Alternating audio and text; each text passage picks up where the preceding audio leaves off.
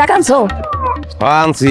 টাকা আনতে গিয়ে তারা কাহিনী যদি রফিক ভাই তার বললোকে ঝগড়া লাগাইছে, বললোকে ঝগড়া কইরা হ্যাঁ গেছে গলায় ধরে দিতে। তোরা মাইয়া মানুষ কি জিনিস বোঝ? আর রাহু তো রফিক ভাইয়ের কথা। এই গাও কি নেশা পাতি করছো না তো? আরে ঘুরাস কিনলি আমারে?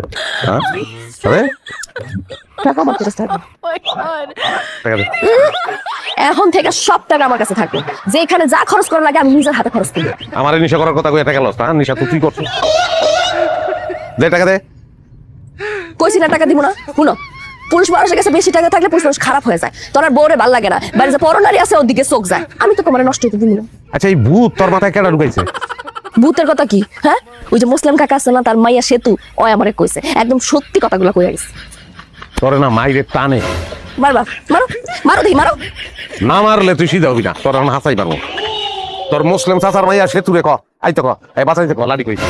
এই খবরদার, খবরদার আমার দিকে হাত দিবা। আমি কি তোমার টাকা সব ছিড়ালাম কইতাছি? আচ্ছা কিছু কব না, তোর গায়ে হাত উড়াবো না।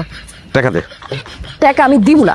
এই টাকা দিয়া আমি নতুন একটা মোবাইল কিনবো, আমি পার্লারে যাবো। তোমার হাত খরচ লাগবো আমি দিতেছি, কিন্তু এর থেকে একটা টাকা তোমার হাতে চাই। তোর মারবো না, ছেড়ে দেবো তোরে, তালাক দেবো তোরে আমি। তালাক দিবা? দাও।